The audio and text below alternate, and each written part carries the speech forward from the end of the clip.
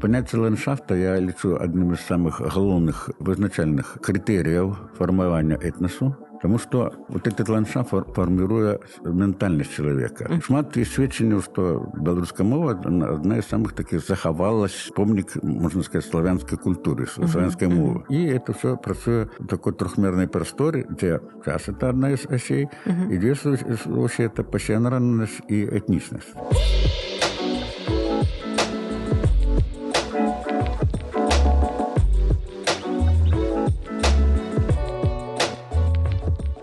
Добрый дзень, шановнае гаспадарства. З вами падкаст «Так склалася гістарычна» і я, Дзягіль Ганна. Рада вас вітаць у новым выпуску. Сёння мы будзем гаварыць на тэму гісторыі этнагенезу беларусаў. І гэта такая складаная тэма, якая вызывае шмат спрэчак, шмат тут тэорый.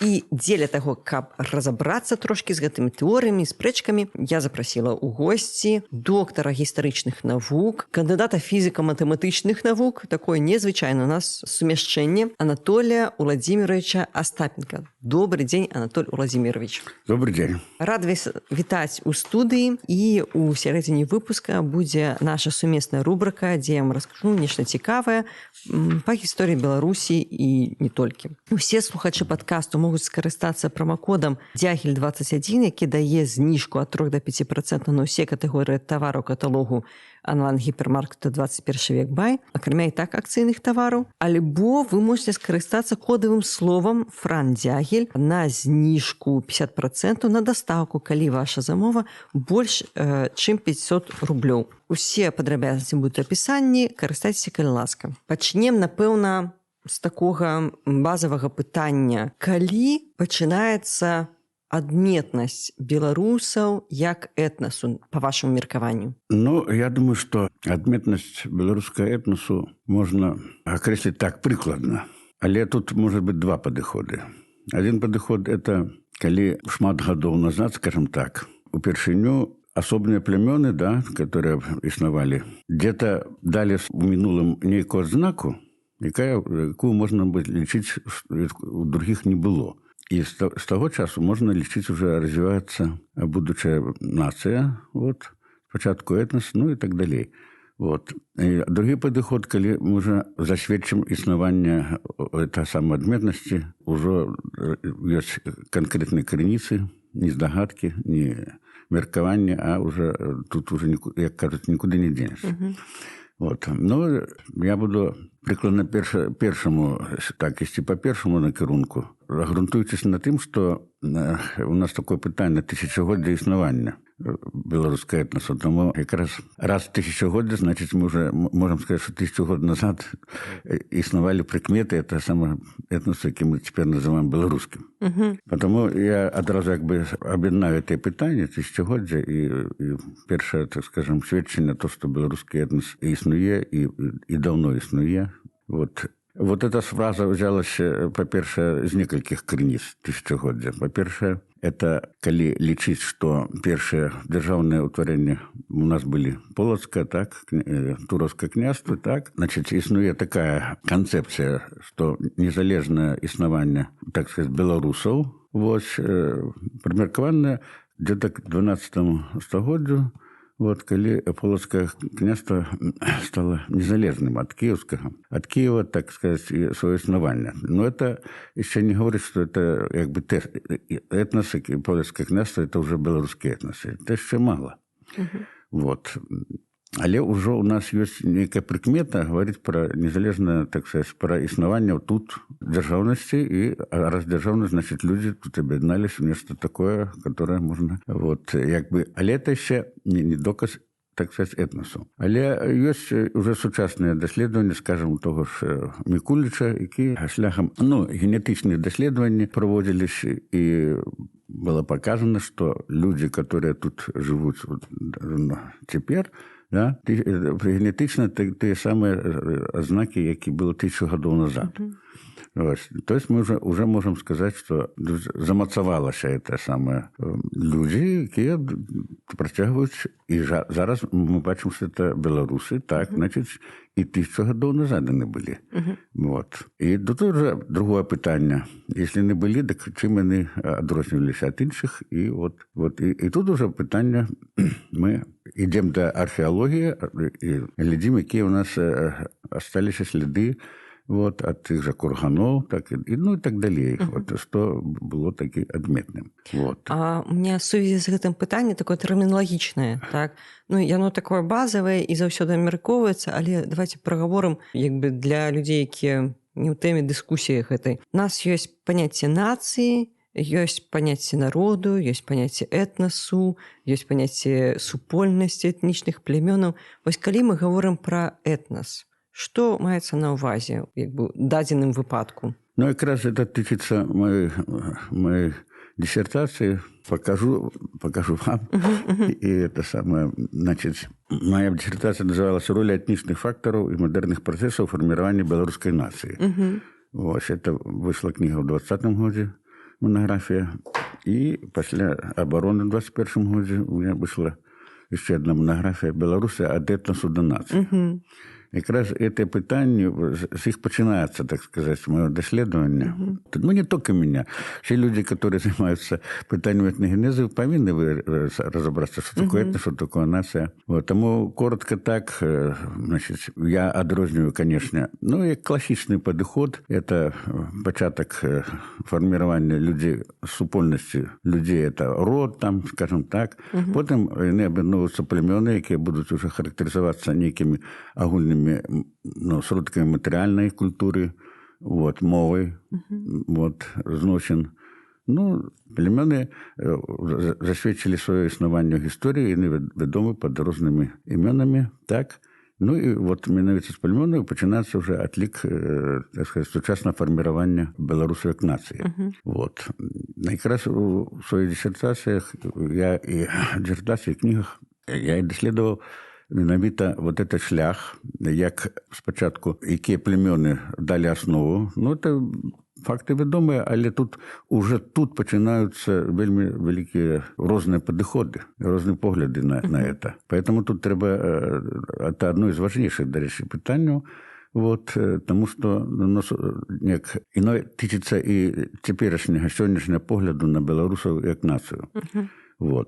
И это первый этап, значит, я его называю формирование праэтносу белорусов, когда племёны некие обозначаются, уже их есть прикметы, которые мы называем белорусскими, так, и они уже, эти племёны, утваряют праэтнос. Праэтнос – это значит, что уже несколько, допустим, там племёнов. Тут можно так сказать, с позиции нашего доследчика 21 столетия и с позиции того человека, который там жил, нас не зразумее, але мы повинны их зразуметь. Поэтому тут атрымуецца так, что треба поглядеть на их сверху, так, и сказать, ага, ты так все поводят, ты так, ага, у вас агульное есть. И эта агульность у белорусов, она как раз и назираецца уже пачынаючы где-то, скажем, после переселения славянов. Когда славяне пришли, переселение народу великое, так сказать, оттуда я не буду это коронать питание, поселились они тут, на этих землях. Оттуда я, собственно, и беру дослідження початку белорусского этносу.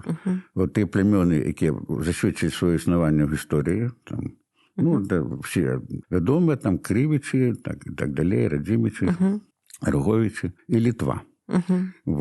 Тут самое спрэчнае, конечно, пытанне про что такое была Литва. До гэтага мы перейдем. Да, это мы еще перейдем. Просто уже в этих першопочатковых, так, значит, это относится уже где-то к 11 веку, 10-11, когда мы можем сказать, что на этих базе этих племен, да, утвораецца праэтнос.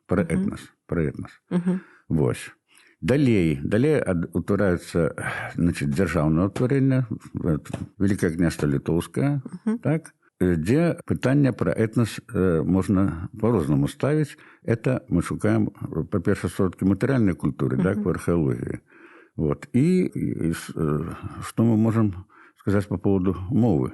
Вот. Адносна мовы людзей. Вось. І где-то, скажем, прыкладна к 12 веку, так, 13 веку, можна сказаць пра уже, што склаўся пра этнас будучага этнасу. Вот. І фарміраванне этнасу уже беларускай, можем сказаць, прыкметы беларускага этнасу по мове, по разным. Вот.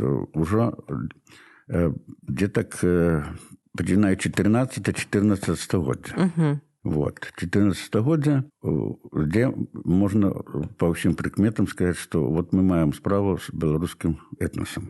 А якія гэта прыкметы? Мова, агульная тэрыторыя пражывання, так, агульнаматэрыяльная культура, можна? Так. Агульная палітычная прастора, скажем так, можна сюды аднесці? Ну, агульная дзяржава. Ну да, все это уходит. Што яшчэ? Рэлігія, можа быць? Хаця у нас там з рэлігіяй складана. Не, з рэлігіяй якраз не складана, это вельмі важна. Але, в прынцыпе, хрысціянства, скажем так, тому што у нас і каталіцызм існаваў, і праваслаўе, але хрысціянства. І ўжо ў 13-14 стагоддзі у нас ёсць нейкае самаўсведамленне асобнасці, самасвядомасць. Не, самасвядомасць для этнаса яшчэ не прыйшла. Яна прыходзіць, калі мы ўжо, я называю это суперэтнасам, так? Ці еще есть слово агульно такое, уживаемая народность. Народность. И вот основание белорусской народности, это уже относится, можно сказать, и это усведомление, как раз, так как вы правильно сказали, себе уже в этой народности, это уже 16 стагоддзя, я так лічу. Это самое росквіт розных там и культур, и всего, и усведомление себе уже литвином. Вот. Я уже начну уживать слово «литвин», потому что, ну, с моего пункту гледжання, ну, не только с моего. Значит, этнос белорусский, починаючи с вот, часов утворения Великого княжества Литовского Миндовгом, атрымоўваецца, ну, зовется Литва, так? Литва, базовое племя – это Литва.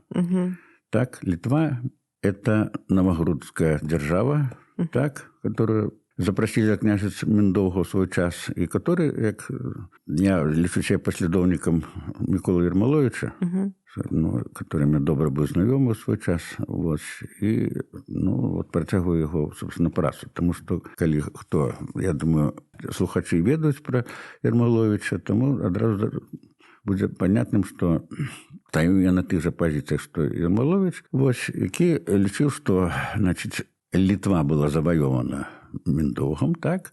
И она створила вот эта Литва. Что такое Литва было там? Вот это самое питание, которым я ставлю такое, ну, головную такую сваю, это то, что это было, что Литвой называлось, потому что нигде в корицах, ни в одной корице не сказано конкретно, что это Литва, скажем, балтская племя. С моего пункта гледжання это славяне. И тут я придерживаюсь и концепции Шафарика, которые, ну, когда пришли эти самые славяне, вот, Венеды, вот, и назва была этих, которые перешли сюда, Лютва, Лютичи, вот. И она тут замацавалася за эту певную территорию, яку вельми докладно креслив Микола Ермолович. Вот. Это Поднепровье, Понемання, докладнее, Понемання, вот. Это теперешний там Карелич, Новогрудок, вот вся эта вот территория, починаючи. Вот. Ну, это, я думаю, люди, которые бачили карту, ну, на жаль, показать нельзя, но вот. Ну, это теперешняя Беларусь, вот. И я ввожу трошки понятие этноса, то, что лічу одним из самых главных его. Характеристика этноса – это не только мова, так, не только культура, а мясцовость, которую, ну, называем так ландшафт.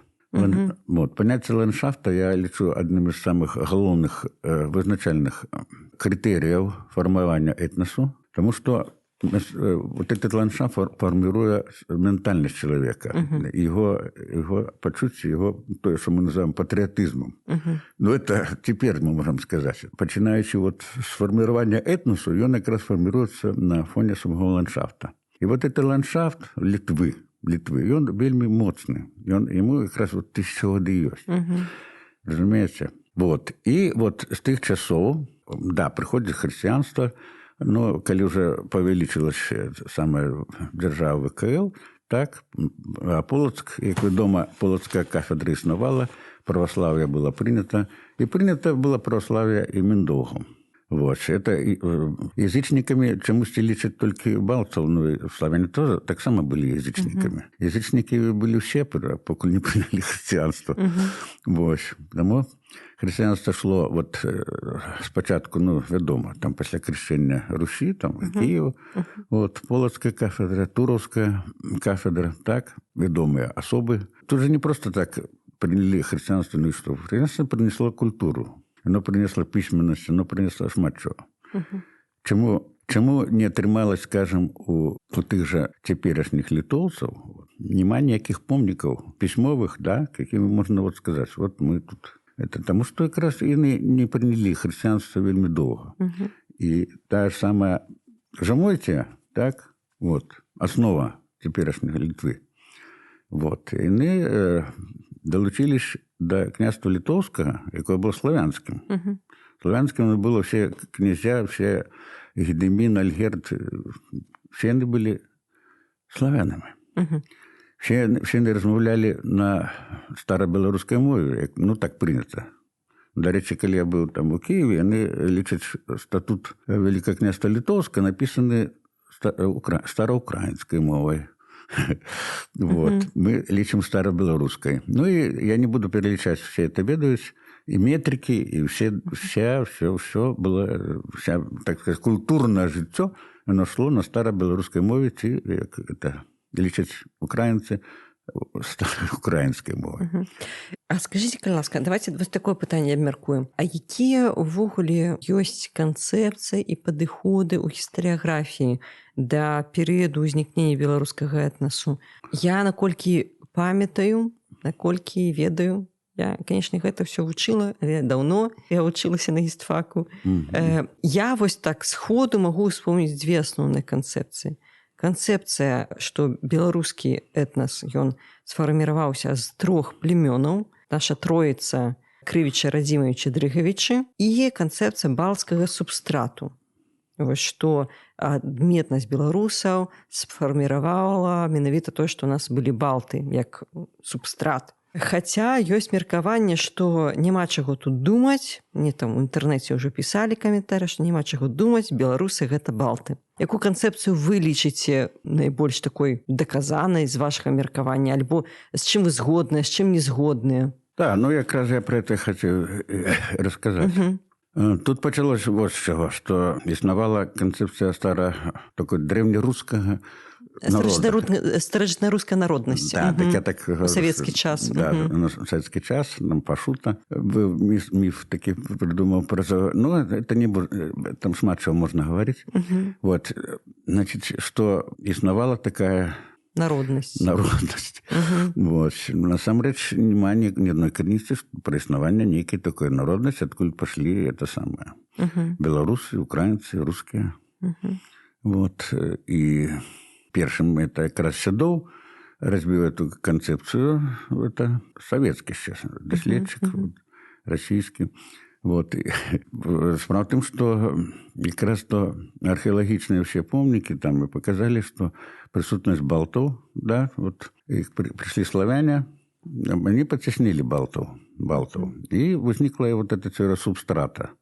А что значит субстрат? Что такое? Ассимиляция, да, допустим. Вы пробачьте, ассимиляция, как вот пришли и раз ассимилировались, растворились. Я лечу, что это абсолютно неправильно. И никакой ассимиляции такой вот. Пришли, слились и все. Треба, ну да, субстрат, красивое слово. Насамрэч, балты, якія тут были, они были шмат, тут уже існавала христианство, існавала культура, вот, она была намного вышэй балтских, так сказать. И они вельмі шмат доўга трымаліся сваіх язычніцкіх вераванняў, вот. И тому княства Литовское, ну ладно, не хочется, не надо, вот. И Жамойць, Заварця, она долгий час упиралась, можно сказать, не хотела идти в склад Великого княства Литовского. Вот они долучились только в 1422 году. Праз 200 годов. 200 годов. 200 годов только пришла, это сказать, балты пришли сюда.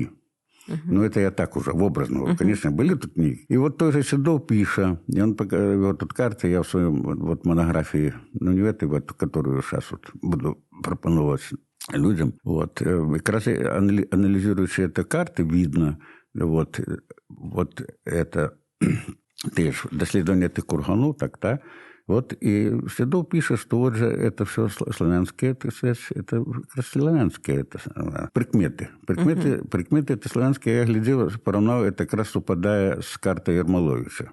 Вот, то есть славянские вот это все археологичные помники, они полностью покрывают эту самую местность, яку мы называем Литвой. То есть уже, але Седов про это не пишет, он как бы захопляется вот этой идеей субстрата, вот, и все. На этом останавливаться. Ну, тут приходит в 90-х годах особливо, вот пришла эта теория Балтского походження, что белорусы, вот это самое Балты, тут концепция не грунтуется ни на одной сведченні историчном. Нема таких прикмет, помников, которые сказали, что мы тут Балты. Нет. Нет. Все прикметы говорят за то, что Великое княжество Литовское своей было основой славянской, мова была старобелорусской, славянской, и про это свідчить мова всіх, починаючи Гедемін, наприклад, коли перемови були з заміжними людьми, які, ну, там много різних спосилок, пришлите сюди перекладчика, який бідав там, і перелічили, які мови.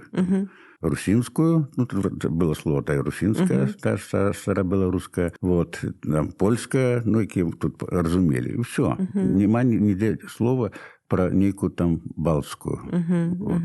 Я недзе у некага чытала, я не помніце, што быццам бы, калі стваралася ВКЛ, вось на Навагрудчыне была такая сітуацыя сумеснага пражывання, дыфузіі, крацей, гарадская культура славянская, а вось сельская мясцовасць балтская, што як бы ўзаемапранікненне была яшчэ такая тэорыя. Правда, ну, что значит городская, сельская? Тогда людей было не шмат, и между городом и вёскай, так сказать, не існувало таких особливых розниц. Вы же заварите, это теперь у нас городская мегаполисы там. А тут людей было мало, и я думаю, что говорить про некую там отдрозно не выпадает просто-напросто. Ну так. Вот, и я глядел шмат тут сведченню. Еще появилось у тех же 90-х годах прихильники балтской концепции выдвинули такое, что белорусы – это славяномовные балты. Это наугол это самое. Что тут уже вообще жили балты, чомусь перешли на славянскую мову. Ни с того, ничего. Вот, и все. И это уже... И тогда понятно, что старая эта мова была та сама. На самом речь тут живут балты. И чомусь размовляют и общаются на другой мове, которая пришла сбоку. Пробачьте, это просто безлудица. Тому я лишу, что эта концепция чисто политичная, она возникла чисто на политичном фоне 90-х годов.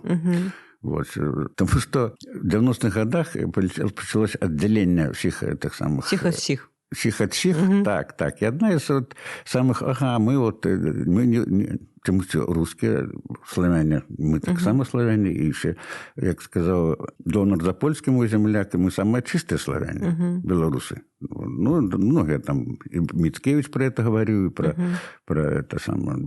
Шмат есть сведчення, что белорусская мова одна из самых таких заховалась, помник, можно сказать, славянской культуры, славянской мовы, письменности.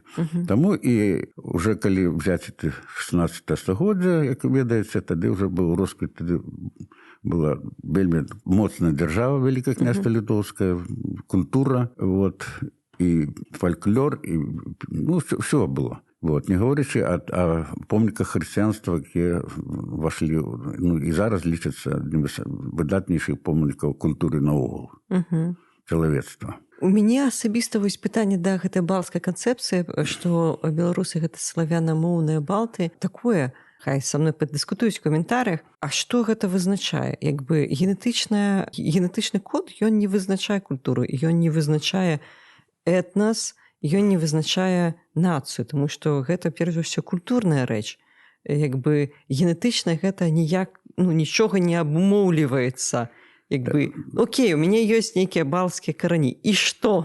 Вот именно. Так вы побачите, что якраз то и короню, и нема балцких коронёў. Потому что то, что они учепились, так, за это самое, на опошнее доследование, ну, в интернете есть это. Так. 2006 год, 2010 год, так, и показали генетичные доследования по хромосомам. Там, тут я их выписывал. Я сам не генетик, хоть универсальных ведов, але я лічу, что все-таки генетики хай будут все генетиками. Вот. И пишут, по мужчинской линии это люди, которые тут живут, да, имеют славянскую эту самую хромосому, которая заховалась от их часов. Все. И никакого балтского тут нават с этого пункту гледжання нема. Нема. Вот. Это чисто політичний крок був. Вот. Добра, дзякуй. Калі што, у нас быў выпуск з спадаром Вячеславом Насевічам пра генетычнае даследаванні беларусаў, палеагенетычнае даследаванні. Спасылка на яго будзе ў апісанні. Ну і ў апісанні будзе спасылка на... Калі я добра памятаю, у 2025 годзе выйшла новае даследаванне пра паходжанне славян. Таксама будзе спасылка ў апісанні. Цікаўныя могуць перайсці, пачытаць і паслухаць.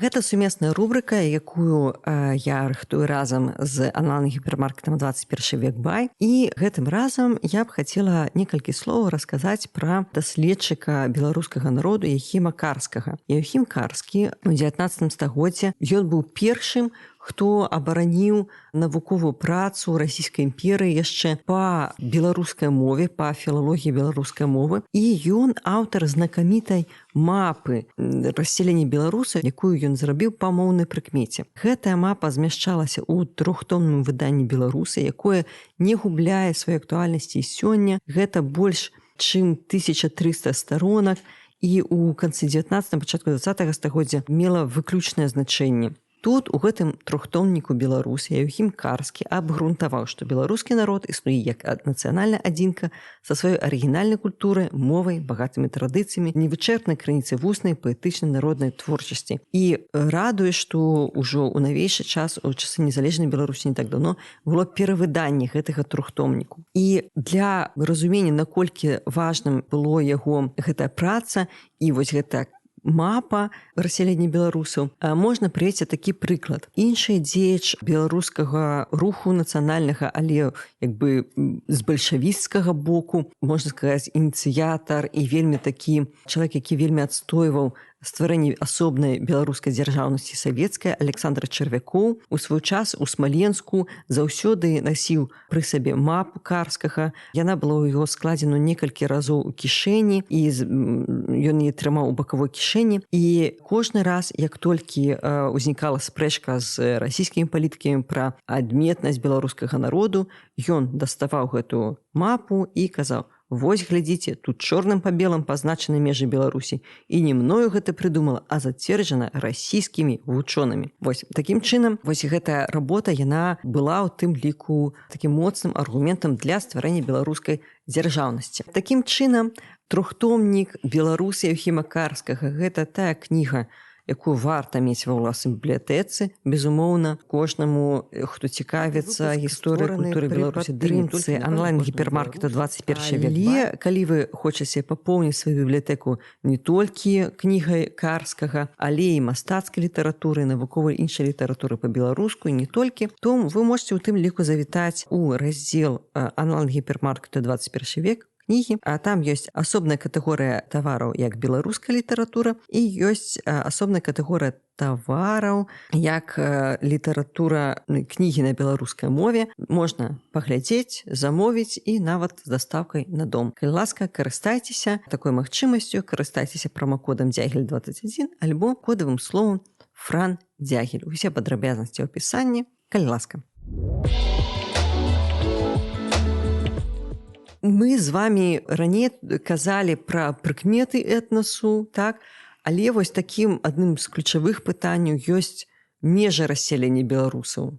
Таму што калі б у нас тут былі горы нейкія, праходныя лясы, непраходныя балоты, калі б мы жылі на востраве, з межамі было б прасцей. А ў нас тут як бы такіх выразных прыродных межаў няма. Якім чынам, вы мяркуеце, можна вызначыць межы беларускага этнасу? Ну, межы беларускага этнасу вельмі добра вызнаняў Шыраеў. Вот это вот, дарэчы, вельмі цудоўная кніжка. Русь белая, чорная, Літва ў картах. Вот, там тут, лепш я не бачу. Дарэчы, я быў у Москве, он мне падпісаў у 92-м годзе. Так что я уже давно займаюся тымі справамі. Вот.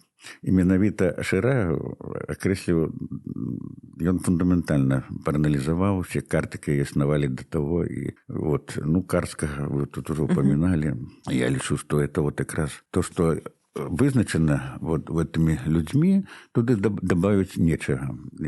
И я цалкам падтрымліваю этой концепции. Вот у Шыраева вельмі добра расписано все это самое. И он Эккерта, там всех доследчиков, которые были, и карты, якія он проанализовал. И причем он так само прытрымлівае той же самой концепции, что Литва, сюда слово этноним Литва, это белорусский, не балтский. Вот, менавіта вот тут без всяких дискуссий, он просто-напросто по анализе этих самых мап вот все это вызначил. Вот. Тому, конечно, Беларусь у сучасных межах она згубила свои вельми важные территориальные, так сказать, расселения.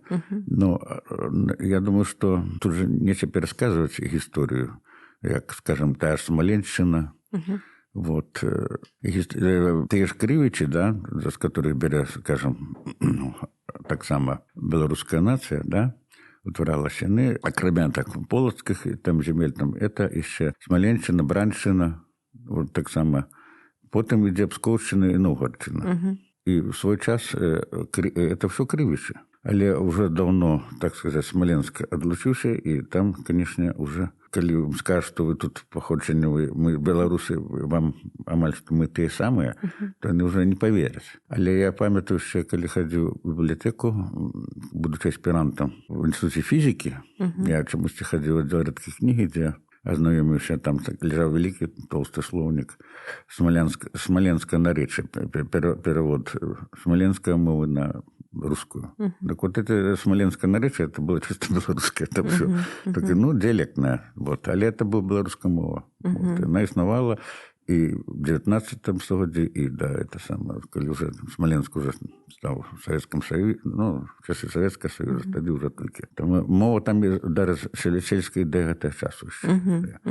Вот. Але уже что згублено, то згублено. Але, скажем, Віленський край, Смоленщина, это еще, скажем, окраина некая, так? Вільниччина, там это как бы центр белорусский.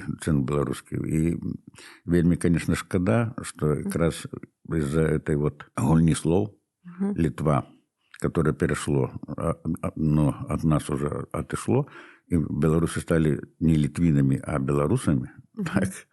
Вот это как раз адмоўную роль для нас сыграло. Потому что Віленский край и город Вильня – это самые белорусские земли, так, они уже не белорусские.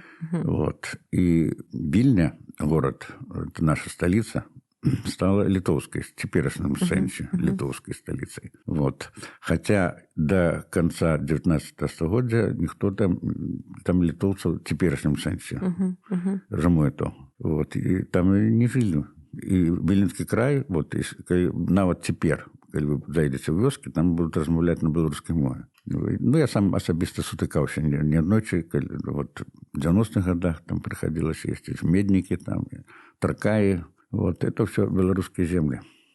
Белорусские в сенсе этничном. Этничном. А Вильня по перепису 1897 года было 2% литовцев. 2%. Да, в евреи, конечно, как в городах жили там до палавіны, но палавіна была беларусаў. Ну, гарады ў 19 стагоддзі і ў нас-то беларусаў не так шмат было. Ну да. Тут як бы гарадское насельніцтва не паказчык. Не, гарадское насельніцтва не паказчык, але паказчык другой палавіны.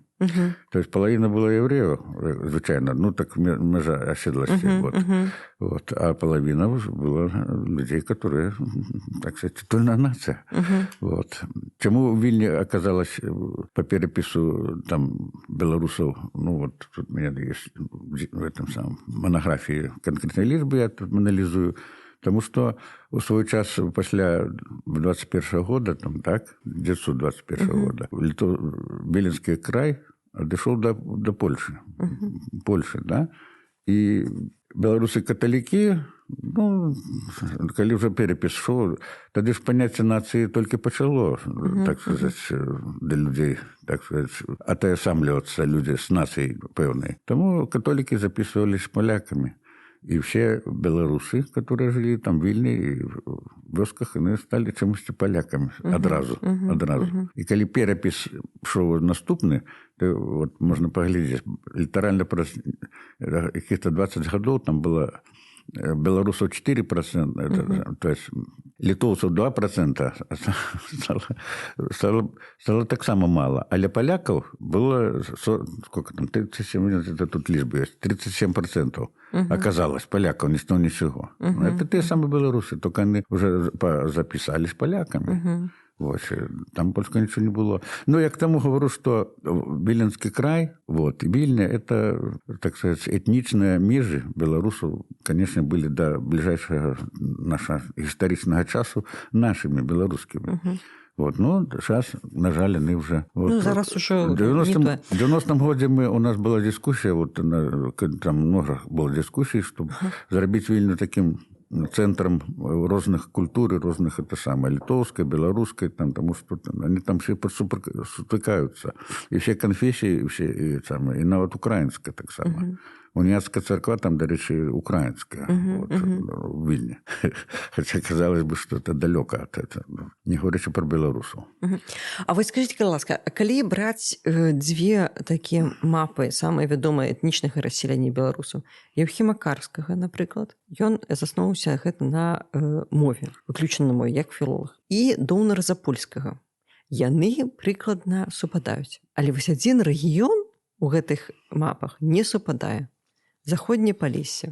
Вось Євхім Карскі, ён не ўключае этнічную тэрыторыю беларусаў, а Доўнар Запольскі ўключае. Чаму? Якое ваше меркаванне? Чаму адзін уключае, а другі не ўключае?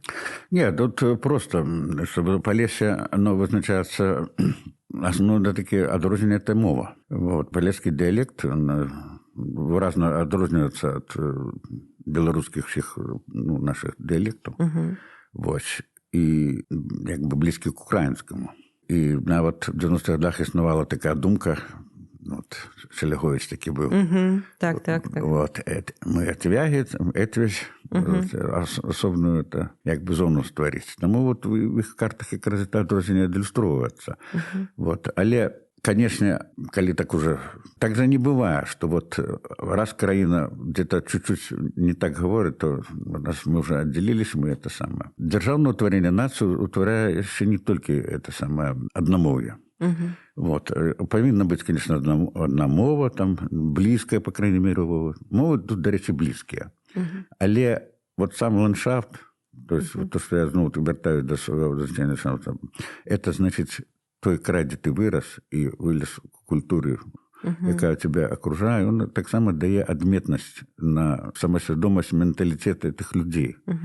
І от вони якраз, куди їх віднести? К українцям? Ні. Українцям їх... Хотя близко, конечно. И тому по этой прикмете, по ландшафту, в котором мы выросли, это все-таки, конечно, долго разбираться там, вот мы давайте это самое. Ничего с этого не выйдет, потому что краина формуется не так раз-два и все. Мы створили, объявили себе незалежность, она створяется, может быть, скостогоддзями. И этот край, который вот Палеш-Палескі, так, и он шмат годов ландшафт был, належал белорусской, это белорусов. И тому вот, заўважце, палескія многія пісьменнікі, паэты, Енішчыц, там, Мікола Федзюковіч, яны палешукі. Яны выраслі на сваім дыялекце, але яны все сталі беларускімі пісьменнікамі. Таму што яны ўпіталі ў сябе беларушчыну не толькі мовай, а ўсім. І тому эти моўныя адрозненні тут уже играют неведучую роль. Ведучую роль играет это то, что мы, эти люди, існавалі долгий час в складе этой державы, этого ландшафта, я так и вертаюсь. Вот. И это слово ландшафт тут мае больше значения, чем мова. Вот. Зразумела. Ну, то бок можна сказаць, што простое, што Палессе ў цэлым адносіцца, скажем так, паўночнае Палессе геаграфічна як бы цягнецца да Беларусі, яно, не гледзячы на моўныя адрозненні, яно адносіцца да Беларусі. Да. І от Падляшша, яно же польская, Польша, Падляшша, да, яно таксама мае ўсе прыкметы вот такія на Палессі. Ну так, ёсць меркаванне, што там увогуле адносіць да Палесся таксама. Да, яны, мне там от сябра Дарафей Фіонік, ён Бельск, ведаеце, там Падляшша. Вот. У яго там і музей, ўсё, ён стварыў слоўнік падляшска-беларускі. Вот, і собирае фольклор, і все там вядома, вучоны. Вот. Ну, але ён сябе лічыць беларусам, ніколі не те самае, але слоўнік ён стварыў такі. Вот, і яны сябе лічаць, да, як бы працягам Палесся. Это Падляшша ўсё. Давайте, можа быць, вызначым прыкметы вашай канцэпцыі Літвы як славянскага племені. Чаму вы лічыце Літву менавіта славянамі? Ну, калі браць вот, гістарычна, да, вот, мы зноў-таки вяртаемся да гэтых часоў Міндоўга, да, вот, нідзе нема таких вот сведчанняў, што это было... Ну, я уже говорил про это, что и про князях Міндоўгі, Альгерды, ну, про всех этих князях, как князя Літоўскага, нема нигде никаких сведчаний, что их тимова, какие-то прикметы были, скажем, в теперешнем сенсе литовскими. И слово «литовский», оно означало, теперь это, разумеется, белорусский. Слово «литовский» означало, что ты живешь на этой земле, которая ВКЛ называется, межи которые окрещены ну, много где. Вот так. Мова там была, какая? Все прикметы. Мы говорили уже, что генетично и по хромосомам мы так само маем вот это вот как раз, починаючи з Седова, как раз славянские это самое прикметы. Так, мова так само. Спрашивается, что ж тут балтское? Что ж тут... Мы только маем слово балтское. И, до речи, слово литовский, которое перешло, так сказать, для вызначения теперешних, ну, той же Жемойці, так, вот, и оно как бы перешло от нас до их. Вот. Чому так адбылося? Чому так адбылося? Адбылося это чисто в 19 стагоддзі, калі адбыўся это паславуты раздзел Рэчы Паспалітай, да? Вот, где Великое княжество Литовское існавала до самого ж конца. Вот, оно было в конфедерации с Речью Посполитой. Так? Суд, конечно, была великая полонизация, это само собой. Вот. Але коли оно долучилось, так, то российские заследчики поглядели, ага, так тут же наши, так сказать, мова-то наша, понимаешь? И тут надо было вызначиться. Вот. Чисто, так сказать, как бы... Чи это наши люди, чи это какие-то под другим назвой литвины. Вот и тут начался, так сказать, переход. Земля географично называлась Белая Русь, Червоная Русь там. Ну, все. Белые русы. Значит, и понятие белые русы почало на протягу 19 стагоддзя поступово сюда замацовываться за этим краем не только географично, а и по назву этнонима. Вот. И этноним, так не говорили, что не было еще понятия нации. Никто не называл, ты православный, ты католик, ты это самое. Вот было обозначение человека. И никто не говорил, что ты литвин там или я литвин. Да, они говорили, я литвины, все. Мицкевич, Литвойчизна моя, там все. Правда, кто был, писал на польской мове, ну, я маю на увазі, что я не буду кранаться там, коли там Дунин Марцинкевич, там уже на литературную белорусскую мову. Але вызначали себе, вот уже тут уже самоусведомление было этих людей, да, литвинами. Все были литвины. Слово «белорусы» вошло только уже в 20 стагоддзі, фактично. В 19 стагоддзі такого слова не існавало. Але оно замацавалось за теми людьми, которые жили выше, так, по нему, но за жемойтами. Они приняли это, потому что великокняжество литовское, они же вошли, они были, але займали они как-то 5% всего населенства Литвы. Вот это 5% выделили в особную державу, тогда уже в 18 году, так, когда Российская империя, так сказать, ну, пришла революция и так далее. И тогда утворилась литовская, которая приняла эту назву. От Великого князя Литовского, ну і заодно всю гісторыю. Мне пытанне. Вось вы кажаце, што вялікія князі літоўскія яны былі славяне, але чаму у іх імёны такія? Жыгімонт, Свідрыгайла, Вітаўт, ну гэта не славянскія імёны. Справа тут, наприклад, тут много, тут целый раздел у меня присвячен этому самому. Справа в том, что как раз вот Гедемин, там, ну и там приводится Едеминова, есть такая вёска там в России, там, Псковщине где-то там. То есть это кривицкое, так само слово, Едемина, Едеминова. Так, але ж я не лингвист, вот, и могу только ссылаться на то, что другие доследчики говорят.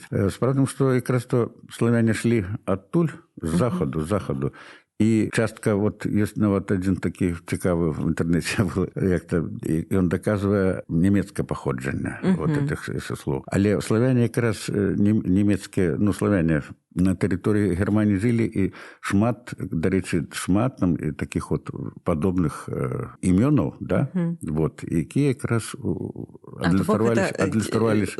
Лужицьких славянів, якби. Да. Вот от тих славянів, і все. І тут я не бачу особливой такой, по крайней мере, это не балтские. Вот. Можно с пулсами еще там где-то связаться. Вот.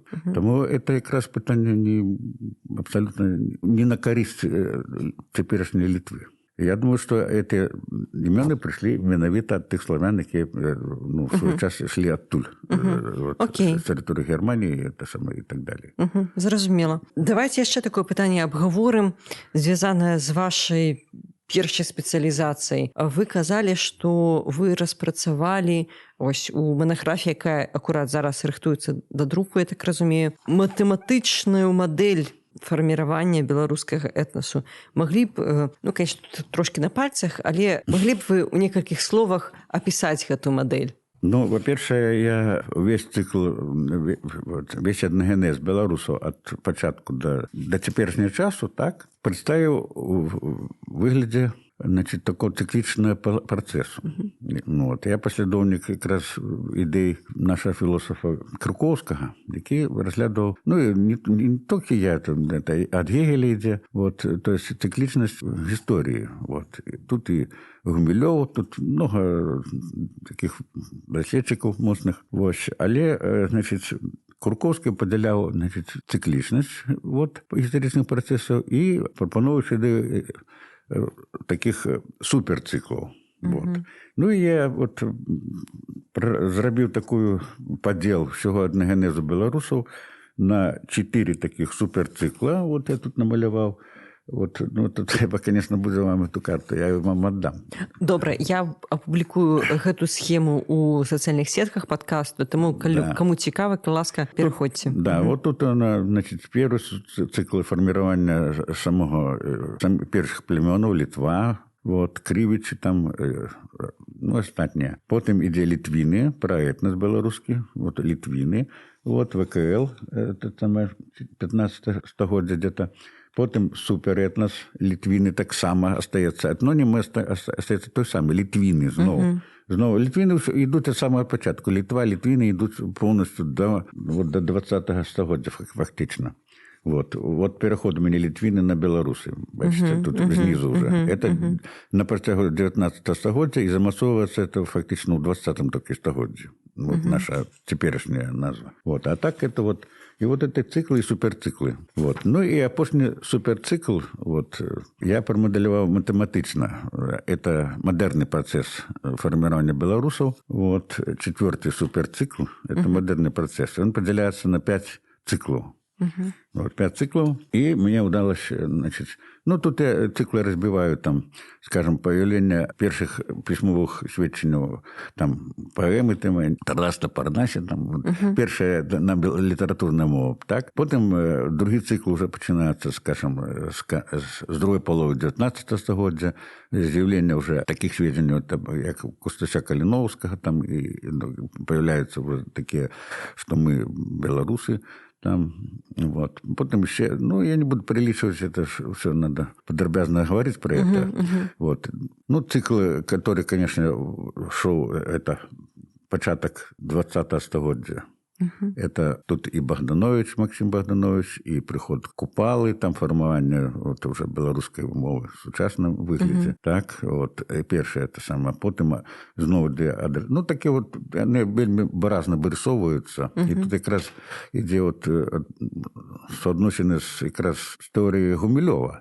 Вот, пассионарный процесс, там, все это процессы, они вот идут так вот по спирали закручиваются.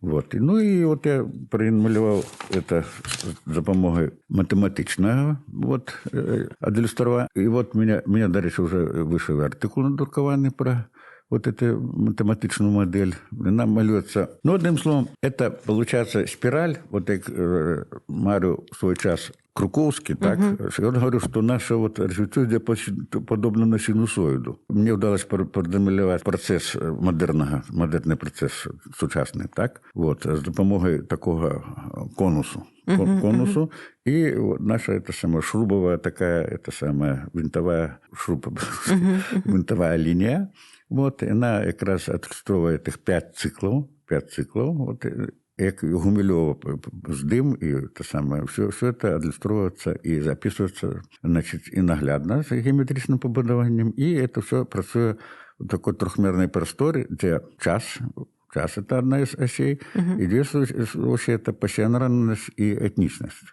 Вот они фигуруют, развиваются, и вот отримується така модель, яка можна вводиться там і на от координати, там можна вилічити, ну, як формули, одним словом, існуючі формули, все, як має бути у справжній теорії. Тому я думаю, що в будучині, конечно, побудувати і остальні цикли, кроме модерного, вот, з допомогою математики. І це дасть нам можливість прогнозування неких процесів в будущем.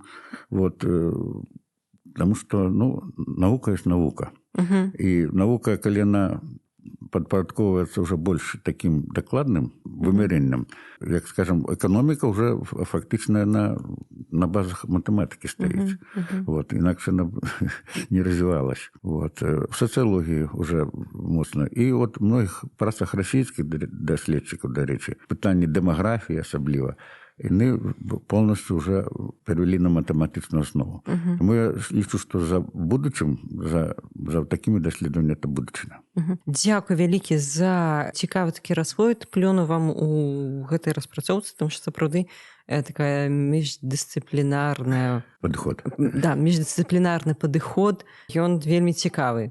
Цяпер перайдзем да пытанняў нашых падпісчыкаў. Дзякуй вялікі ўсім, хто задаваў пытанні. І пачнем з Інстаграма. Пытанне ад Евгена Вараксы. Ці можа этнас у сучасным свеце знікнуць і як хутка? Зноў такі, это по Гумилёву этнасы там яго гінуць, ці пераходзяць другія.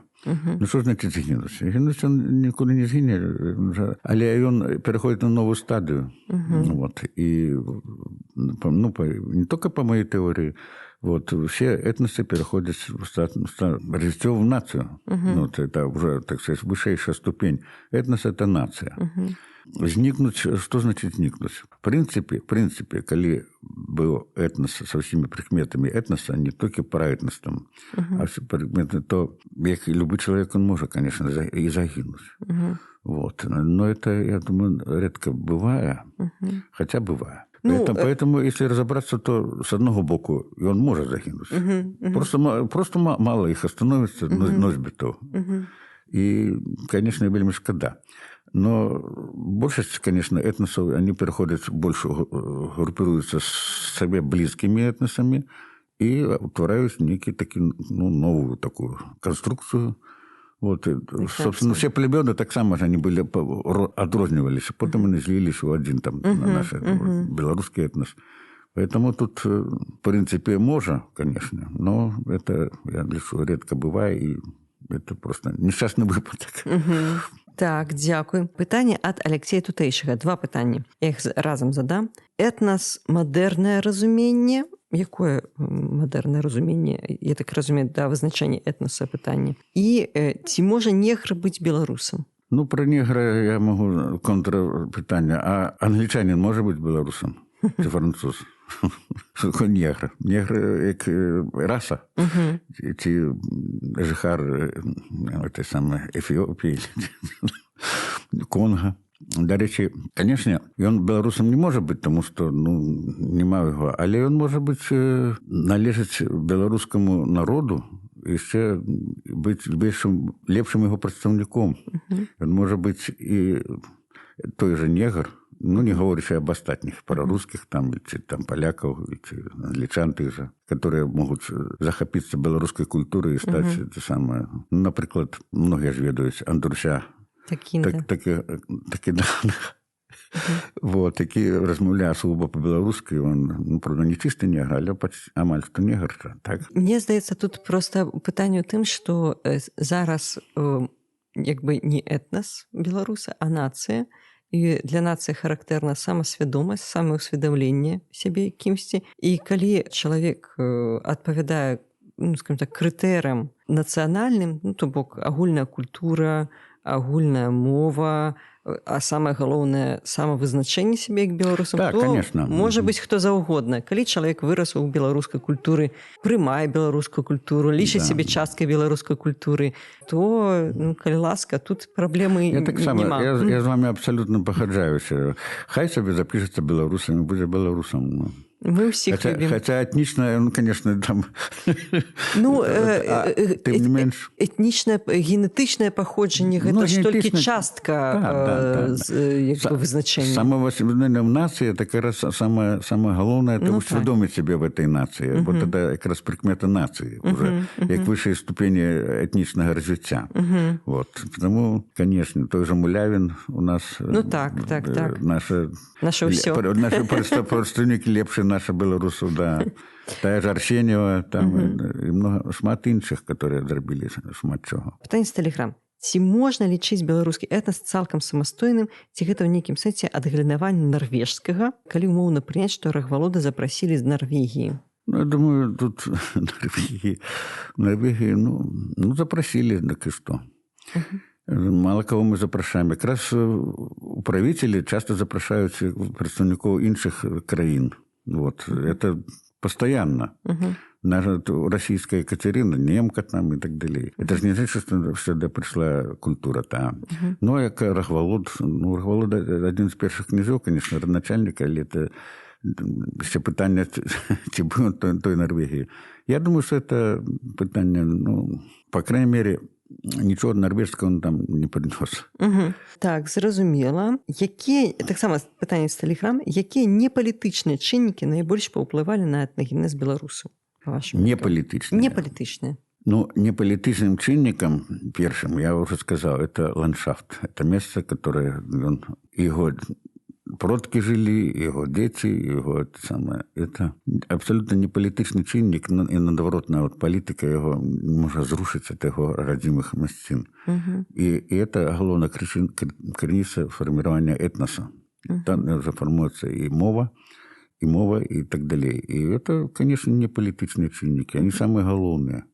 А политичные чинники, конечно, могут где-то обрезать, наоборот, добавить в огульную картину, но это, я думаю, ногу не вызначают само понятие этноса. Тем больше, вот уже коли нация, этнос переходит в стадию нации, вот тогда, конечно, держава уже буде думати про свої межі, і навіть ті етноси, які, вони вже належать етносу титульної нації, там, скажем, білоруської, не білоруської. Поэтому это как раз не визначально. з майго пункту гледжання. Дзякуй вялікі за ваш расповед, дзякуй вялікі за адказы на пытанні, плённай вам працы і над манаграфіяй, і над далейшымі даследаваннямі. Вялікі дзякуй за запрашэнне. Калі ласка, азнаёмцеся і чакайце выхаду маёй манаграфіі, дзе, я думаю, будзе вельмі цікава ўсё. Так, глядзець на наш этнагенез з самага, скажем, навейшага пункту гледжання навукі, это матэматыкі. Дзякуй вялікі. Калі у вас узніклі пытанні, вы з нечым не згодныя, захацелася выказацца, не стрымлівайце сябе ў каментарыях. Пішыце каментары, ставце лайкі, рабіце рэпосты. Гэта ўсё дазваляе распаўсюджваць контент, распаўсюджваць гістарычную веду сярод вашых сяброў, родзічаў і знаёмых. Я шчыра ўдзячная усім падпісчыкам у сацыяльных сетках, усім спонсарам на платформе Patreon. Нагадваю, што можна скарыстацца промакодам і кодавым словам у онлайн-гіпермаркеце 21 век бай. І да новых сустрэч. Пакуль.